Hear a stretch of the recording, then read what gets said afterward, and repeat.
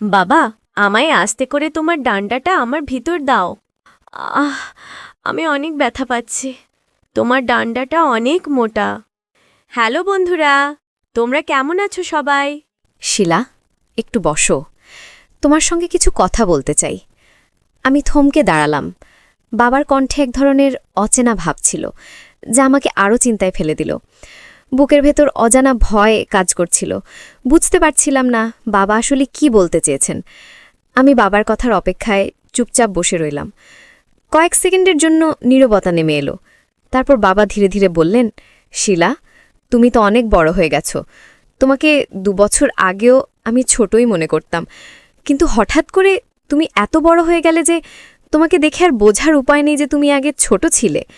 তারপর বাবা একটু থেমে তার চোখে আনন্দের ঝলক নিয়ে বললেন, সীমা, তুমি তো সত্যি অনেক সুন্দরী হয়ে গেছো। তোমার চেহারার ফিটনেস দেখে মনে হচ্ছে সময় যেন তোমার জন্য থেমেছিল না। তারপর বাবা আরও মৃদু হেসে বললেন, সীমা, তুমি সত্যিই অনেক পরিবর্তন হয়েছ।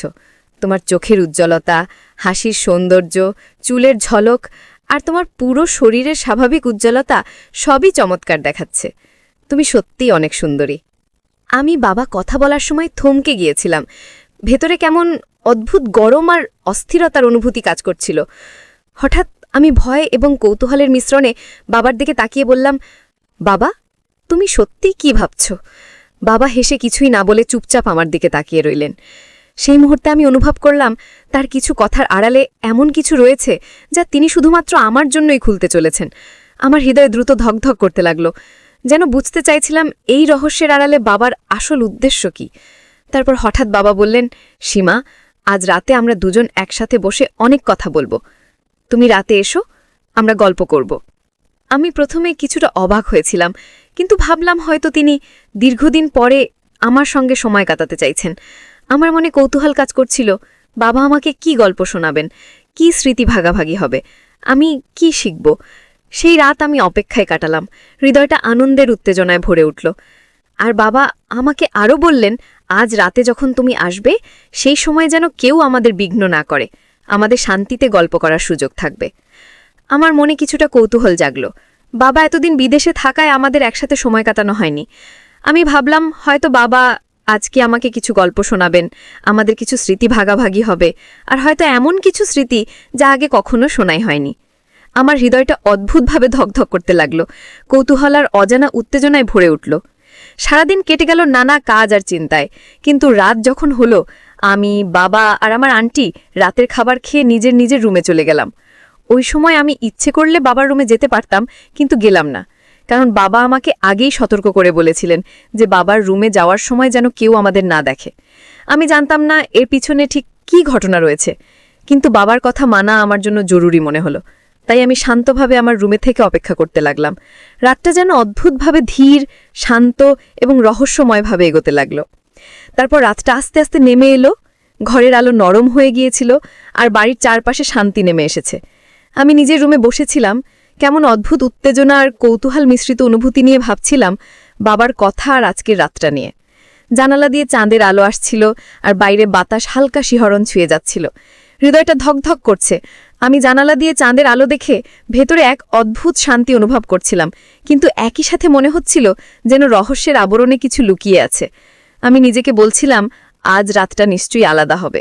বাবা হয়তো আমাকে তার কিছু স্মৃতি, কিছু গল্প শোনালেন যা আগে কখনো শোনাই হয়নি। হঠাৎ আমি শুনলাম বাবার রুমের দরজা ধীরে ধীরে খোলার শব্দ। আমার হৃদয়ে আরও দ্রুত ধকধক করতে লাগলো। মনে হচ্ছিল এই মুহূর্তে সব রহস্য উন্মোচিত হতে চলেছে, আর আমি চোখ বন্ধ করে সেই অজানা অভিজ্ঞতার জন্য প্রস্তুত হচ্ছিলাম। তারপর আমি ধীরে ধীরে রুমের দরজার দিকে এগোতে লাগলাম। চাঁদের আলোয় সবকিছু অদ্ভুতভাবে উজ্জ্বল লাগছিল। আমার হৃদয় দ্রুত ধকধক করছিল। উত্তেজনা আর কৌতূহলের মিশ্রণে বাবার রুমে প্রবেশ করার মুহূর্তেই আমার মনে অজানা ভয় ও আশ্চর্যের অনুভূতি ভাসছিল।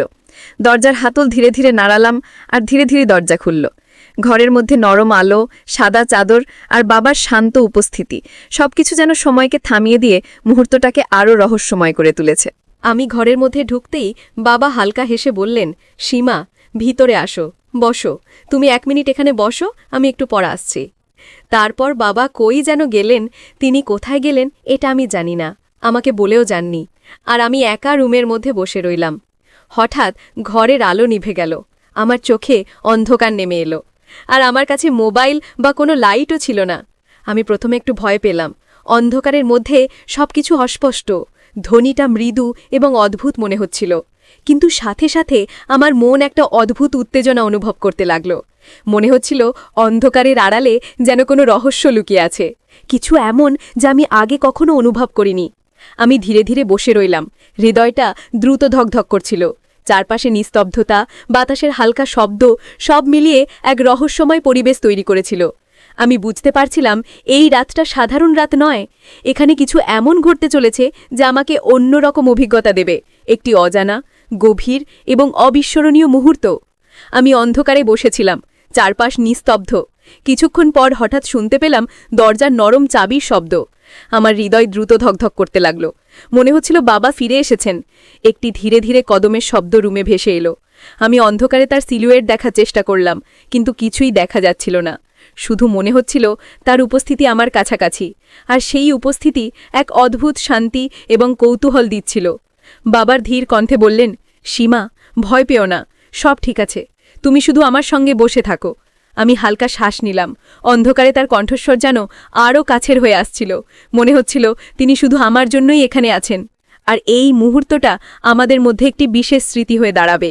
আমি বুঝতে পারছিলাম এই রাতের রহস্য শুধু গল্প বা কথার মধ্যেই সীমাবদ্ধ নয়, এটি আমার বাবার সঙ্গে আমার সম্পর্কের এক নতুন অধ্যায় শুরু হতে চলেছে, একটি গভীর, নিরাপদ এবং অজানা অভিজ্ঞতার রাত। তো বন্ধুরা, এই গল্পটি এখানেই কিন্তু শেষ নয়, আরও অনেক সত্য ঘটনা দ্বিতীয় পর্বে রয়েছে। যদি এই গল্পটির দ্বিতীয় পর্ব আপনারা পেতে চান, তাহলে এই চ্যানেলটি অবশ্যই সাবস্ক্রাইব করে পাশে থাকা অল নোটিফিকেশন অন করে রাখবেন। আর আগে থেকে আপনারা এই চ্যানেলটি যারা সাবস্ক্রাইব করে রেখেছেন, আপনাদেরকে জানাচ্ছি অসংখ্য ধন্যবাদ। জীবনে সবসময় পরিবার, প্রিয়জন এবং কাছের মানুষদের মূল্য দিন, তাদের সঙ্গে সময় কাটান, ভালো মুহূর্তগুলো উপভোগ করুন এবং একে অপরের সাথে স্মরণীয় স্মৃতি তৈরি করুন।